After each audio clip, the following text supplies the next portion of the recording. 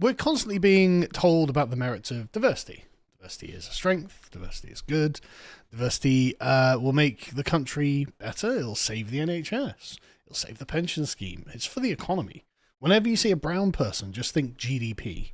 That's what you should think. You see a woman with a hijab walking around with 5 children. That's raw GDP. Walking into a council house. Yeah. Just walking smell into the job GDP. centre. And if only we had that, because sometimes they're a net drain, but that's another story. Yeah. When you go into the NHS and every seat is full of people from somewhere else in the world, just think, wow, there's so much GDP in the waiting room here. Sounds good. I'm glad I've got to wait 6 hours to get my broken leg seen to. Because the GDP is everywhere and it's good for you. And the problem, though, is that there's not so much GDP in the countryside, actually. It turns out there's no GDP produced in England's countryside, in the shires. This isn't good. And something needs to be done about it. Not enough Turkish barber shops and vape shops. Well, they are actually starting to get some of those now, actually. But there's not enough random people from Africa milling around creating time in the centre of these towns, or Muslim women claiming benefits. Well, yeah, but that's why I live there. Well, yeah, I know, me too. But Yeah.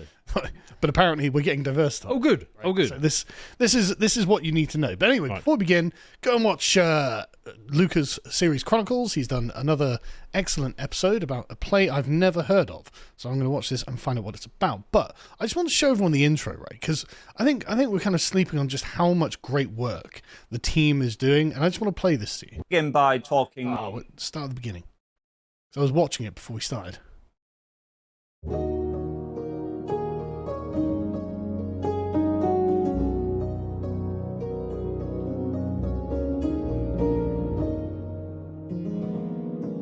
Hello and welcome.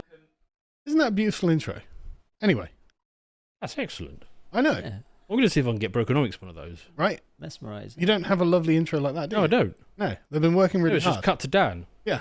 So they've been working really hard, and we haven't shown anyone, basically, so I thought I'd show everyone. But anyway, so this is the article from the Telegraph that's going around that everyone's seen. The British countryside is overwhelmingly white. That's where the British are from, actually. And it needs more halal food, says a report from the University of Leicester. Their Centre for Hate Studies, I didn't even realise that was an academic discipline. I might get a degree in hate studies. So I can be like, yeah, no, I'm going to be really racist to you. And I'm a professional. I am qualified to be racist. Not sure that's what it teaches, but I don't know. PhD in hate. Well, I mean, if the BBC's disinformation reporters report nothing but disinformation. Can we not be self-taught? You can be an autodidact, but I want the qualification. Right, okay. I'm a credentialist. Yes.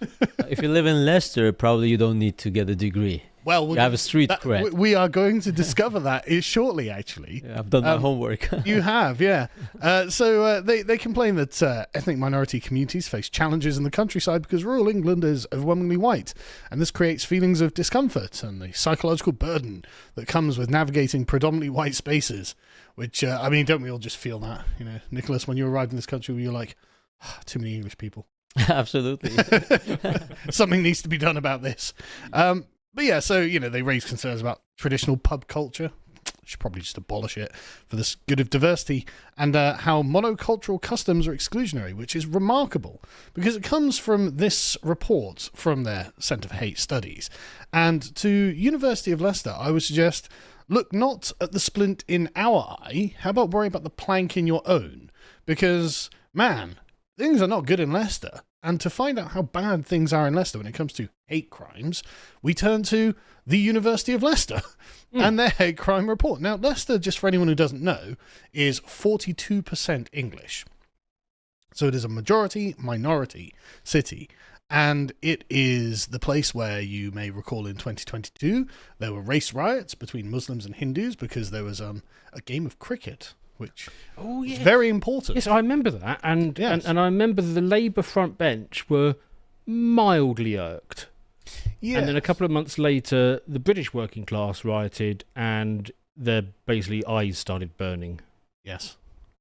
It's I mean, interesting cricket's serious stuff, and I'm sure that the only contention between these two communities was cricket alone. It certainly wasn't. Yes. It certainly wasn't indicative. India and Pakistan get on very well apart from the cricket. yes. Exactly, it wasn't indicative. The of any- occasional nuclear war in the office. But yes, there is that. Exactly. No deeper concerns in that community. And you may also remember that Leicester East is the leading home of domestic and modern-day slavery in England, with 10,000 modern-day slaves under Claudia Webb's constituency. Hang on, I've just spotted a flaw in your segment. Oh, yes. If Leicester is majority minority, Yes. and that makes, and we've always been told that if you get rid of the white people, hate goes down. That's correct. What? How does this report Yes. exist? Yes. I don't know. Weirdly, slavery doesn't even come up in it, considering how many Right. slaves they have in Leicester. Yes. Think they talk about that. I thought slavery was a bit hateful, but it doesn't even warrant a mention. Oh, okay. So anyway, let's go to the PDF now. Samson, I'll require you to skim 2 pages, but in the introduction on page 7, they did this, and this was a 2-year period in 2012, 2014. They conducted this groundbreaking research, and they tell us this: the city of Leicester has an extraordinarily diverse population. It is home to substantial minority ethnic populations that are both newly arrived and well established, as well as a wide range of faith, sexual, and other minority communities. And it is this rich diversity that made Leicester a highly appropriate site to explore experiences of hate, prejudice, and targeted hostility. Wait. I refer you to my earlier comments. There shouldn't be any. Well, that's the point. It's There's- almost as if non-whites are also capable of hate. But no, No, but surely. look at the framing. We were looking for the place with the most hate. We wanted to study hate. So we went to Leicester, our own backyard, where there's tons of hate because there's so much diversity.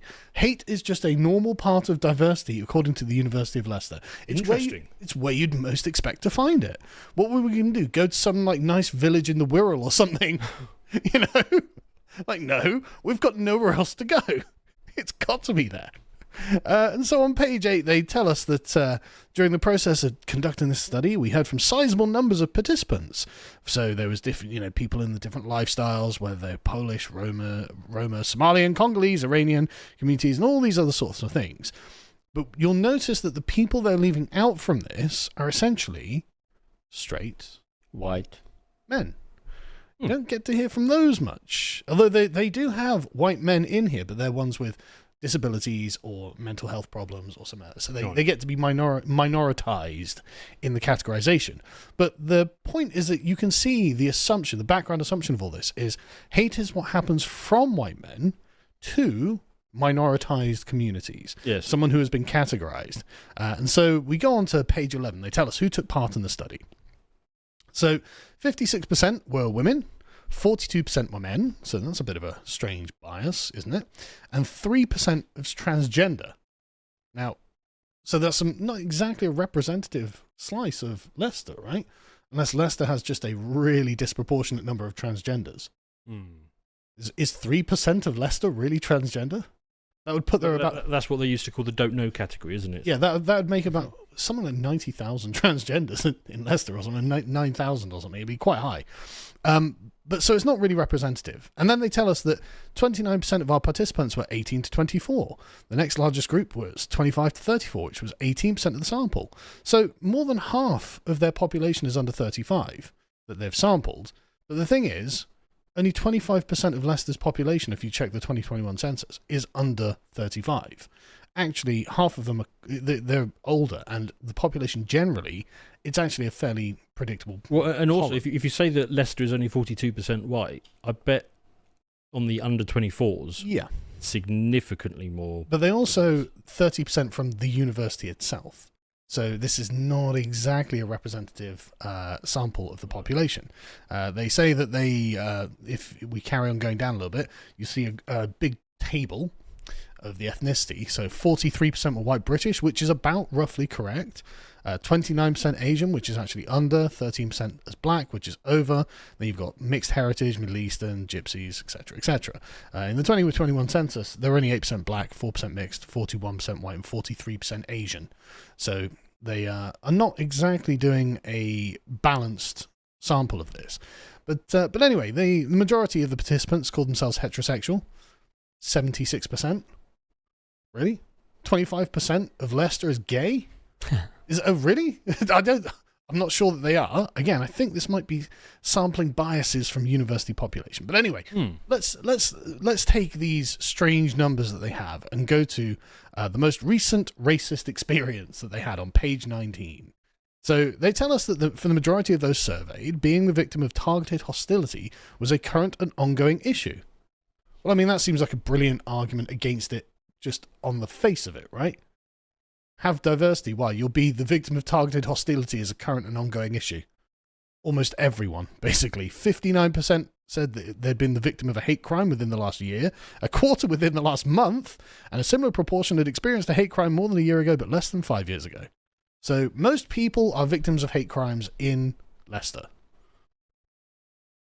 Well, looks like they've gone in bad faith to start with, Yeah, because the sample it's a bit like BBC reporting, right? Yeah. You already want a certain outcome, Yes. so you go and stick a microphone in the face of those people. Yes. You want to say what you expect them to say. Yes. And so the minorities in this sample were overblown. Age group, again, young people, Yep. more likely to have been bombarded with all these mainstream or at school, victimization, victimhood, oppression, white man bad, colonialism, all that agenda. And despite the fact that they went in bad faith, what comes out is that in a diverse utopia, we have a lot of hate and discrimination. That's true. You'd think that this wouldn't be the sort of thing they'd advertise quite as prominent, right? If you want everyone else to embrace diversity, maybe you shouldn't point out that it just means you're going to be the victim of hate crimes all the time. Well, not only that, in the introduction, they listed through some of the things they're looking at, like broken windows, stolen cars. Yep. I mean, none of that happens around my way. Yeah, weird, isn't it? Yeah. Yeah. There's no hate incidences. In the little suburb I live in, I haven't seen a single hate incident. But what do I know? Yes. Anyway, so they if you go down to page 20, they tell us about the kind of abuse. Obviously, most of it is just verbal abuse. A lot of it is harassment. Only about 13% is property crime, 9% violent crime, 6% cyberbullying. So basically, it's people being mean to each other in the streets, which is like 80% nearly of the abuse. It's just people just F off foreigner. But, okay, well, that's nice. Again, don't you want to live in an area where verbal abuse and harassment are just completely rife? This is what Leicester is advertising as being the strength of diversity and the consequence of diversity. This is what they want you to think of it, because this is what they found in their studies. Incredible. This isn't actually selling it to me, to be honest. No, weirdly isn't. No, right? It's weirdly not. If we go down to page 21, we find that race was the most commonly cited reason. There's a little graph here. There we go. I see race and ethnicity. So most people just don't like foreigners. Not racist, just don't like them. A lot of that's tied into dress and appearance. You can see there is the second largest graph, which again is tied specifically to race and ethnicity, because of course if you're wearing a hijab or something, people can identify you, and so this is directly connected. Again, I'm sure that in Leicester they're not racist, they just don't like them. 17% responded with religion as well, which of course is tied with race and ethnicity, especially if you're Muslim or Jewish. So it's quite bad. 14% with the gender, only 11% for sexual orientation, so that's surprisingly progressive. But you can see that, I don't know, that it's not quite the utopia that people are pointing out. And if we go to page 22, we get a very interesting little paragraph where they tell us, within the overall sample of participants who felt they'd been victimized because of their race, substantial numbers of the respondents belonged to, quote, new and emerging communities, such as Black African, which included significant numbers of Congolese and Zimbabwean, as well as to communities with a more established presence, such as Indian, white British, and Chinese. It's good to know the white British who've got an established presence in Leicester. It was about time. Yeah. That's on a par with the paragraph. Chinese. Yeah, on a par with the Chinese. Yes. Yeah. So I mean, like when it came to the number of people who have been victimized by their race, Black Africans, 86 accounts of being victimized based on their race, which I guess you'd expect. Indians, 61 accounts. White British, 38 accounts. And Chinese, 29 accounts. So people are more racist to the white British in Leicester than they are to the Chinese. Why don't you want to diversify the shires, guys? We're only going to bring a bunch of people who are going to be racist towards you because you're white British. And it's only going to be constant street harassment. I mean, it's really not a strong argument, is it? No, it's not selling it to me. No. So, I mean, you can tell that they didn't expect white British people to say, yeah, I've experienced racial harassment. You can tell reading Yes. through. I read this whole thing twice. You can tell they were not expecting this. And in fact, we'll get to the. In fact, they say, "quote Findings from the study challenge conventional ideas regarding which victim groups or identity and lifestyle characteristics should be relevant to hate crime policy." Oh, I bet they bloody do, right? If we go to page 29, they say they point out basically that a lot of people are who are being aggressed upon are poor people. As you can see from the graph there, spongers is what people are thinking. It's people who either receive benefits, do not receive an income, or earn £15,000 or less are the ones most likely to claim to be the victim of hate crime. Frankly, I think a lot of it is going to be I people. mean, that might also be just the people who spend their day wandering around the street as opposed to being in an office. True, that's true, and it probably is also correlative with the groups that they've interviewed for these. Yes. For the survey. But if we go to page 31, I think it's remarkable where this is happening. Because again, this is just such another wonderful, wonderful example. If we can scroll down a little bit on this, you'll see a little graph. There we are. Where is this happening? Well, most of the time it's either in public, outside my home, or in the city centre. It's just happening on the streets. Okay. People in the streets just like, and if you look, public transport, around a place of entertainment, other public location, like near where I work, in a bar or a nightclub. It's just people in the streets racially abusing each other. Where's in my place of work? Where's that? That is about 7% there. In or near where I work. Okay, because the view of racism always told it was 50-year-old white men saying something mean. Yeah. In the office. That's what racism is supposed to be. Yes, 10% of it's happening in the university itself. 10% of it is happening, quote, in my home. Thanks, Grandad. Like the multi-generational homes of old Muslim granddad abusing racially young grandchildren. I don't know. But the point is, I don't know. We're talking about the Hindus who have just moved in next door. you know what? I'm not here to judge. Granddad calling you a mud shark or something. I don't know. But the point being is that this isn't exactly selling it to me either. So the racial abuse goes to all races when you bring diversity into your area, and it just happens in the street all the time, to the point where most people experience it within the last within the last year, but also like a quarter within like a month. So it's a really regular occurrence for people. So that's not exactly a great advertisement, I would say, for diversity. I mean, stop me if you think I'm wrong, of course. No, absolutely. If you can somehow see an upside to any of this. No, I mean, diversity, again, remarkably, they went in trying to, most likely, because this is the university, we know these environments, they wanted to get what they already set out to get. They assumed it was true. Credit to them, they have still published that. But obviously, diversity creates tension because you have people from different cultures. And of course, the big fat lie that we've always been sold is that multiculturalism is fantastic as long as we believe in some core values. And this is already a paradox in itself, because if we come from different cultures, we don't have the same core values. How could we have this? We don't attach the same value to human life or women's rights or freedom of speech and being polite in public. Absolutely. Well, it does look like in Leicester they do share a core value. Oh, yeah, being racist to each other. Yeah, because that happens when people are different. And as long as we are doing economically great, which we are not, then it would be something different. But even when we are not doing that, again, in part due to too much diversity and multiculturalism, never mind net zero and other war in Ukraine and all that. But because resources are also limited, these migrants are also hostile to each other. Because first of all, they don't have this culture of tolerance or stiff upper lip or, trying to put on a brave face and all that. It's a different culture. And secondly, they are also competing for limited resources. Not to mention, and I finish here, importing their own long-standing conflicts. So you have Indians and Pakistanis in Leicester. You might have Turks and Kurds in Germany, and so on. Yeah, Well, often we went they to just London. hate each other. We went to London the other week. We were there for 20 minutes before we saw two ethnics fighting each other. It was really bad. Yeah. It was really, really Because these are unresolved problems that we have imported. Yeah, so let's move on to page 33. Let's see how do the people of Leicester cope with all of the rampant racism that they victimize themselves with? Well, if you go down a bit, there's another graph in here, I think. But okay, maybe I haven't got a graph. But you can see the quotes here. So there are certain times that we go out now, like Saturday evenings, we don't go out. No, it's dangerous for my kids. You can't walk at nighttime in my area. How can you trust the people on the street? All of them are a stranger for you, says a male asylum seeker from Pakistan. And he's saying, I can't walk around the street. Someone might get raped. Like, this is remarkable that they're like, yeah, this is just... I wonder if that was the case in Pakistan.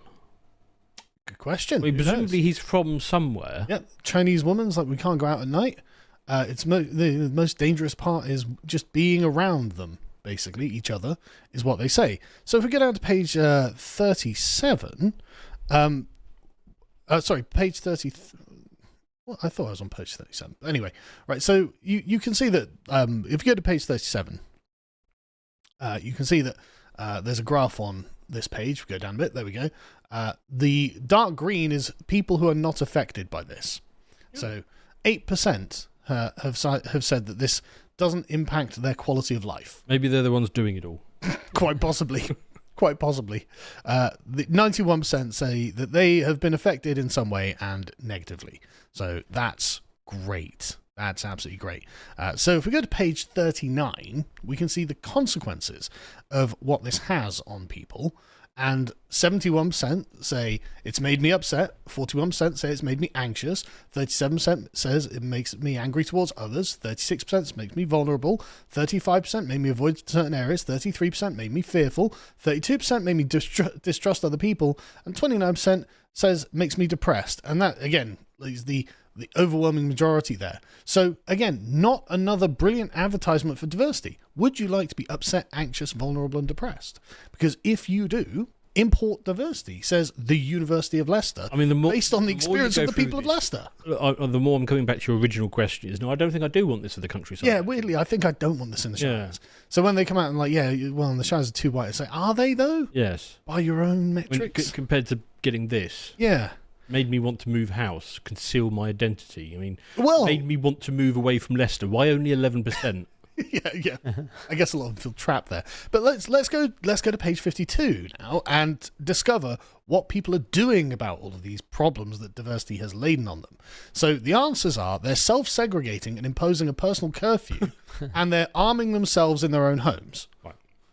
Wow, what an amazing suggestion. In response to diversity, they're undiversifying themselves into sectarian clans. Yes, 61% avoid walking in at certain areas and going to a certain place, 36% just don't go out at night, and 27% improved home security, as in they have weapons in the house. And then 15% carry personal security devices and whatnot. So, again, not exactly a brilliant advert for the diversification of the shires, and I'm not really sure I'm for it. But in some peculiar and concerning way, this is achieving the goal of 15-minute cities that the pro-green agenda are looking. Because isolate yourself, don't walk out, don't travel, just everybody's atomized and everybody's living in fear. Split a city into four, could we? Like the white area, the black area, and the Asian area. Mind you, the Asian area will go to war with each other. Like after the fall of the Roman Empire, right? Yeah. There's no state to guarantee your security, so you might as well fortify if you can afford. We'll get to that because for the interest of time, I want to rush on. So if we go to page 56, they give us a bit of a breakdown on what their actual perpetrator data looks like. So if we scroll down a bit on this, they say our survey data illustrates that hate crime perpetrators come from a range of different ethnic backgrounds. So just bringing in diversity is not actually just the answer. 3/5 of survey responses stated their last experience of hate crime would involve a white offender, 61%. 1 in 6 said their most recent experience was an Asian offender at 16%, and 12% was a black offender. The diversity amongst perpetrators becomes more striking when looking at specific strands of hate crime victimization.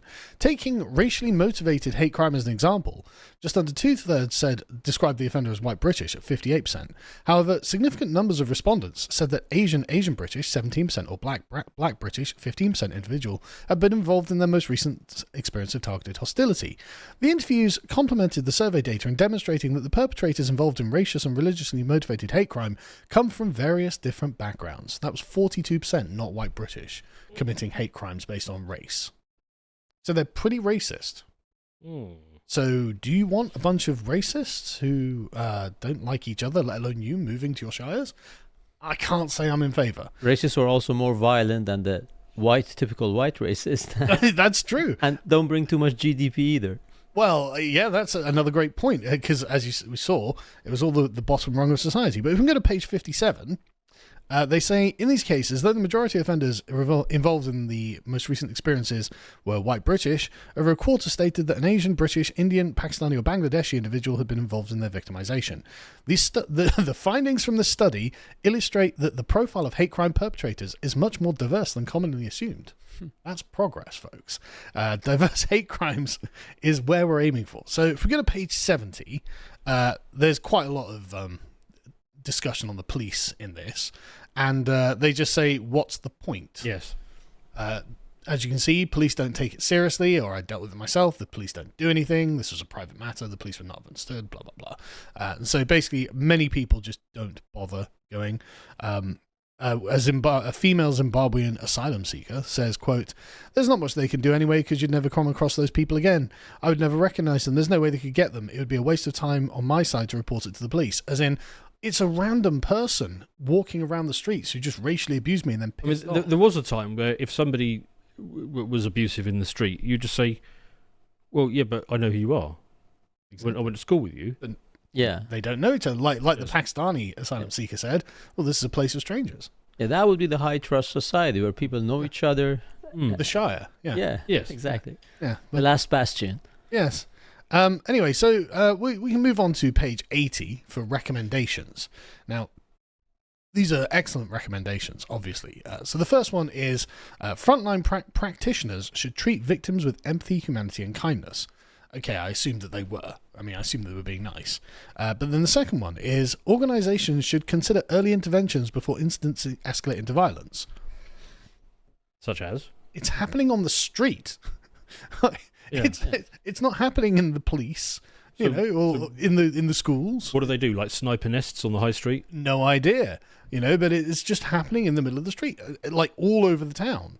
Like, don't know what their argument is here. Yeah, there could be even further diversity and equity and tolerance courses at corporate level. Well, but they're already doing that to the max. That's the next suggestion.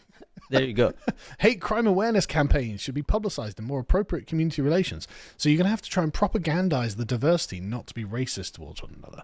So play a looped video in the benefit centre? I guess. Right. Just enough. more propaganda. The next one is, of course, a lot of it happens on public transport, so it should be, quote, made safer for all. Armed guards? Like, what are we doing here? They got rid of conductors on buses like 30 years ago? Yeah, I mean, I've seen people saying, we need armed guards on trains in London. It's like, we never used to. Why has this happened? I remember 25 years ago travelling on the tube in London as a 19-year-old kid, like an idiot, having no problems whatsoever. There was absolutely no danger whatsoever as far as I could see. But anyway, here we go, Number 5 is that the public should be encouraged to take appropriate action when witnessing hate crimes. It's like, what does that mean? Like, who wants to take risks of their own personal safety for foreigners? I mean, if I see two ethnics fighting... I'm not getting involved. Yeah. Why would I? I've seen posters on the London Tube, and TfL is encouraging people, when you see sexual harassment, intervene, say that's not okay. Remember the maid campaign? What, like the guy who got slashed across his nose in France? Yeah, exactly. Because the diversity was harassing... Yes. And then this American guy that was steps really in, nasty as well. Deep cut. Yeah, huge. Cleaved his nose. Yeah. Here the assumption is that it's the white people who are doing the racism. Exactly. So you're very welcome to intervene. Exactly, but the data already shows, no, it's almost half of it's not. And then the next one is, of course, extra reporting mechanisms. So basically an increased surveillance state. Somebody I don't know and won't recognise again said something mean. Yes. And then have, better reporting mechanisms and stuff like that. This is all like, surveillance state nonsense, basically, for the next couple. But none of those would work. No. And then engage with different groups and communities. Don't know what more you could possibly do. Voluntary and tailored community services should be okay, but that's not going to prevent racism on the streets. And then non-punitive responses to hate offending should be pursued to challenge underlying prejudice. So it's an attempt to brainwash them, basically. Right. Look, we just need to explain to you you're not allowed to say certain things to certain communities. So after all that, I think actually I'm just suggesting keep the countryside homogenous. Yeah. Actually, Yes, I'm leaning that way. I think we can avoid all of the problems, the hate, the racism, the lack of trust, the increase in crime, the fact that people are afraid to go out in the streets, they can't go out at night. I think actually if we just keep the areas a bit homogenous, we avoid all of those problems, and we can ignore all of these recommendations and just keep our own. If it ain't broken, just don't try to fix it. And Yes. you might say I'm a dreamer, but how about retaking the urban areas as well? As someone who's living in the Sin City of London, I just Incredible. wanted to Yeah, no. throw that in the middle. Who are the men that pick for scraps amongst the ruins at the end of history? You should know, because you encounter them every day. Between the towering buildings of a fallen empire, we find the Fellaheen, the historyless men, who know nothing of the turning of the cosmic wheel and find themselves outside of civilization itself. Cut loose from the great chain of being, they represent the loam into which our dying culture will return. That is, unless we choose to take up the burden once again. This Fellaheen condition is the subject we explore in issue 4 of Islander magazine, on sale while stocks last and available worldwide at shop.loadseaters.com.